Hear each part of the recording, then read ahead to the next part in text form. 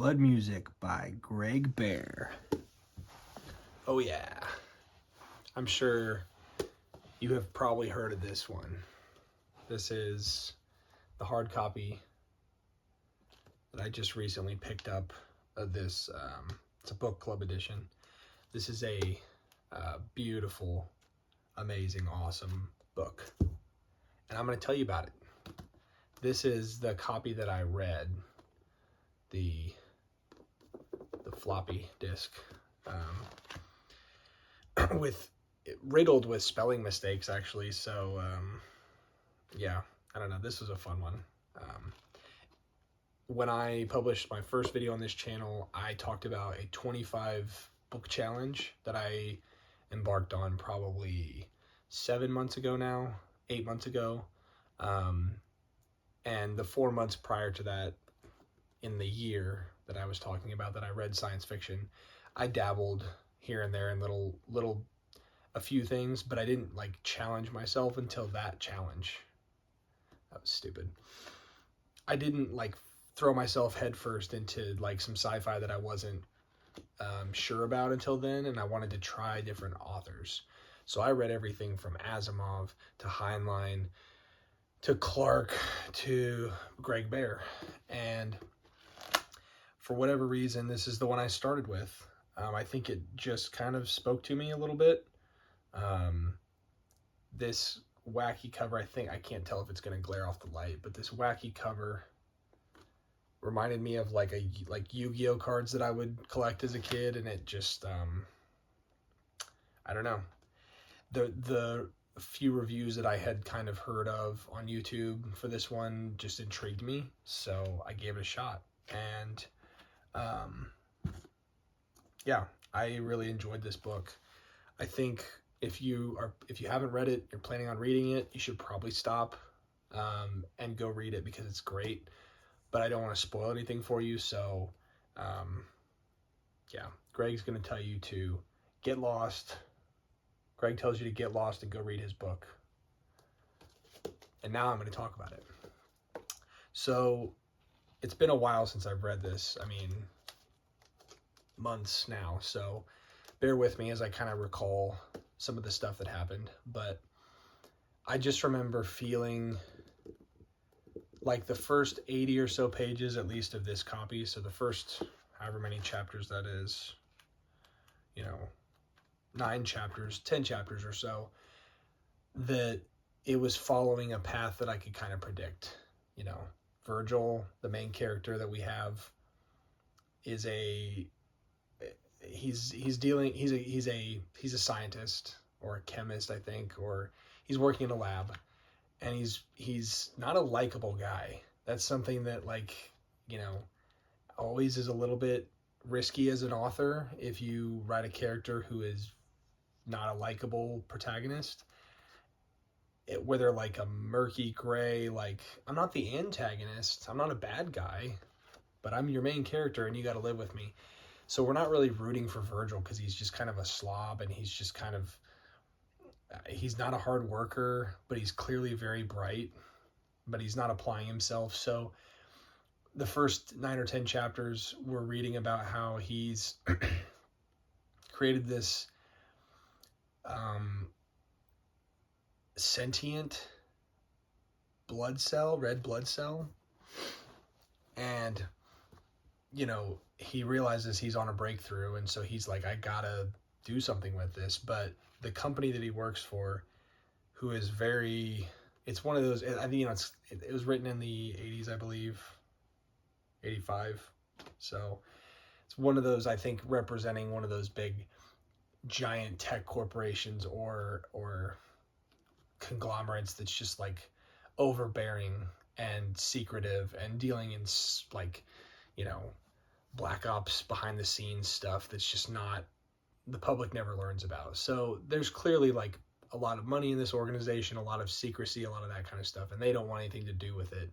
They're like, you've been doing other work, outside work on company time, not reporting it, it's not for what you were hired to do, you're out of here. So they kick Virgil out.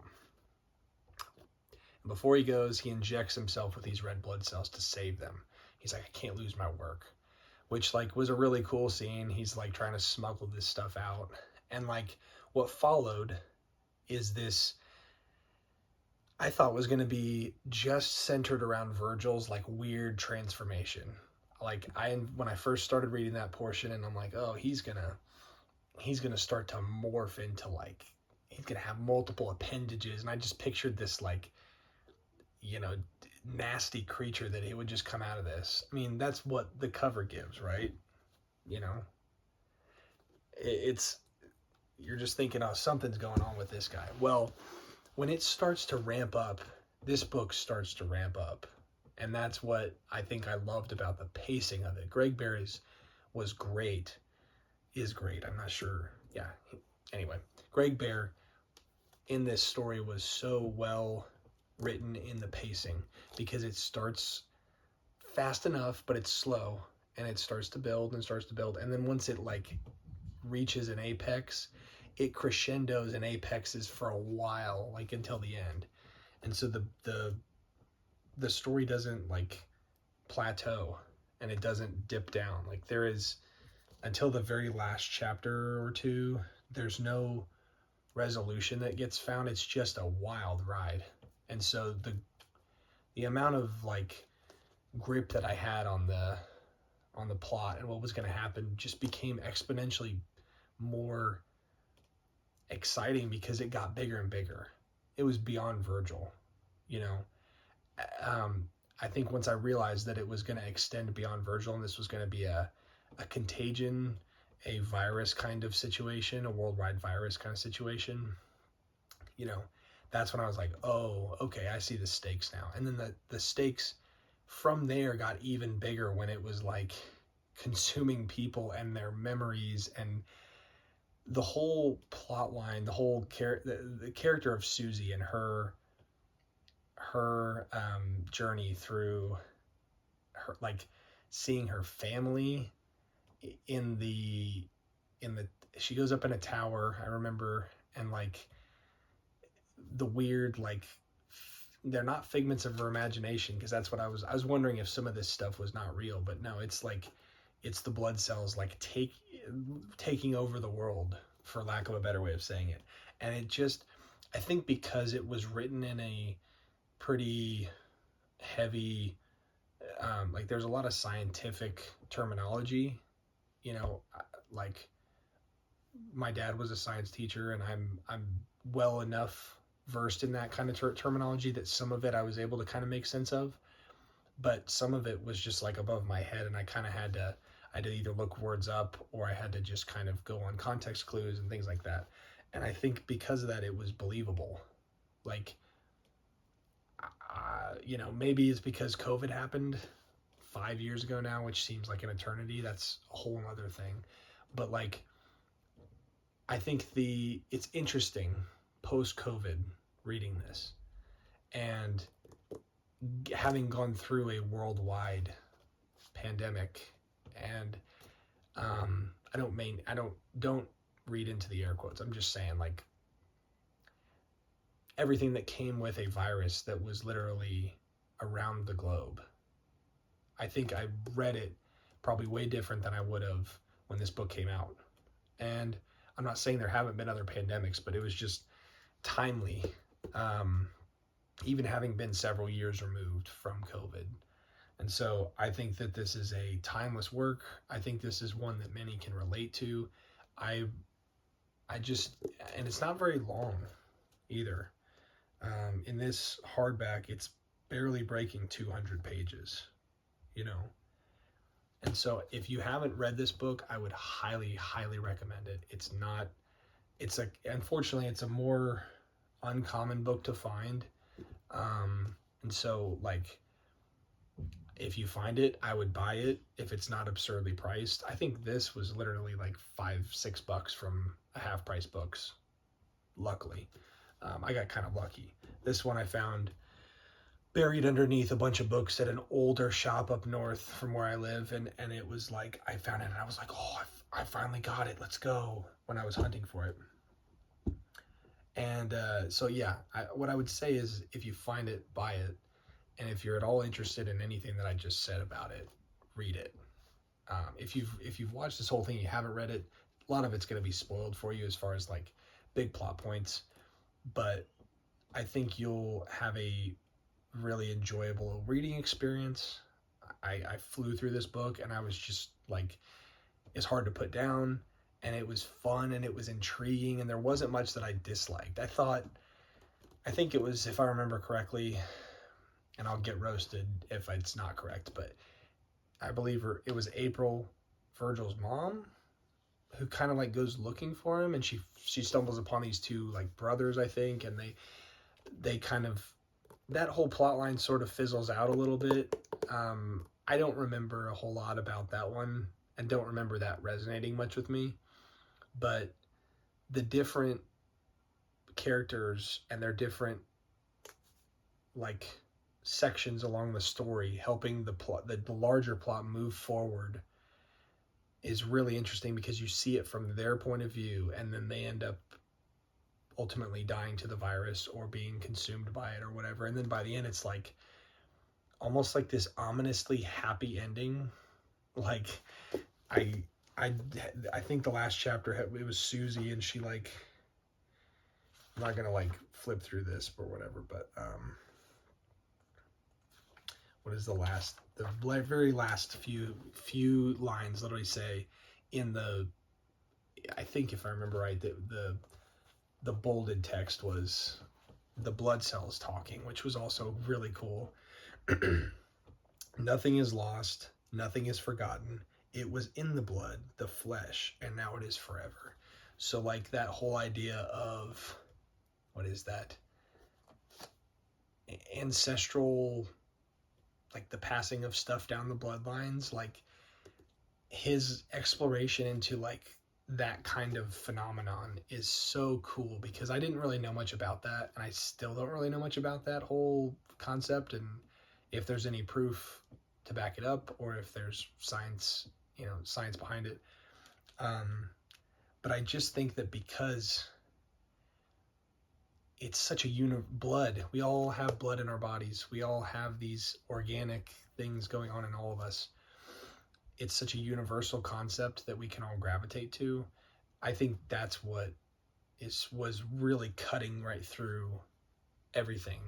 And on top of that, Greg Bear is a great writer. So it made it really it was a pretty much perfect book. I have trouble coming up with a grade for this one out of 5. That's what I did for my last book that I reviewed. So let's keep going with that. Maybe I'll change that scale at some point, and make it something more funny and less standardized.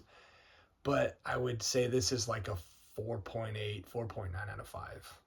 Like, it's not number 1 all time for me, but it's way up there. And I'm very, very glad I found this hardback. Quick short story. A little over a year ago, personal stuff was going on, and I found an outlet through books.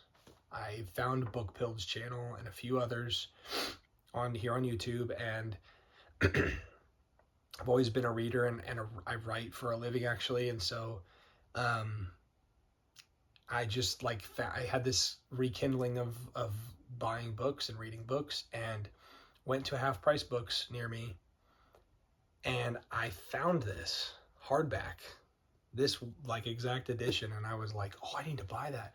But I was in a position where I really couldn't spend a whole lot of money, trying to be very tight with my money at the time, and so I passed on it. The next time I went back, maybe a month later, to that same exact Half Price Books, I was really hoping to find it, and it wasn't there. And then, maybe a month or 2 later, I found this one, which, like I said, was my reader. But it's, it's got the bends. It was, like I said, a lot of spelling mistakes, which was just funny. And it wasn't a hard copy that I was like attached to. There's a little bit of sentimental value to this one, but I'm not like, this is not a special physical book to me, But when I found this just a couple of weeks ago, I was like, yes, this is it's in great condition. I'm very happy to have found this, because it feels like it came full circle. Just as I'm starting this YouTube channel, I'm going to talk about it. I'm kind of reliving it after going so long without having thought about this book and talking about my thoughts about it. Finding this and being able to show it off here and show you guys, like, I really do love this book, and I hope you give it a chance. Final note, something really cool that I found was I found this at some point in the last 6 months. It is the new Hugo Winners, edited by Asimov. It's a short story collection. And in here is Blood Music. I think you can probably hopefully see that. Blood Music by Greg Bear. And I believe that this is the like short story. Where is it at? It's the short story that like he wrote, and then it was ultimately turned into a novel, because this anthology was published. Oh no, I'm going to be wrong about this. Oh wait, no, maybe not. Let me look here. Blood Music by Greg Bear, copyright 1983. I am right. Aha. This was published as a short story first, and then a couple of years later was published as the book, the full novel. So I'm gonna read this at some point. This is the short story version. That's, I don't know, like 25 pages long or something here. And I think it'll be really cool to like go back and sort of just relive a snapshot of it and see what it was in its infancy. So just a cool little note, I think. But anyway, this is, I guess, going to be a series of reviews that I do for that 25 book challenge that I just finished. And I'll do some more at some point. I kind of am just doing these as I get time and as I feel like it, I'm going to try to do these in order of the ones that I read. So I'm 99% sure, if I think about this way back when I read I started this challenge, this was the first one that I recorded on that challenge. And so we're starting with this one. I hope you enjoyed hearing my thoughts about it, and I hope you'll pick it up and read it. If you have, talk to me about it down below. Maybe put your comments so that it doesn't spoil anybody's, reading of the book. And if you haven't, it would be awesome if some people go read it because of this and they come back and we can engage on it and talk about it. So anyway, that was Blood Music by Greg Bear, number 1 of the 25 that I will be reviewing of that series. So anyway, that's me. That's done. I'm going to stop talking now, and I will see you in the next one. Thanks for watching.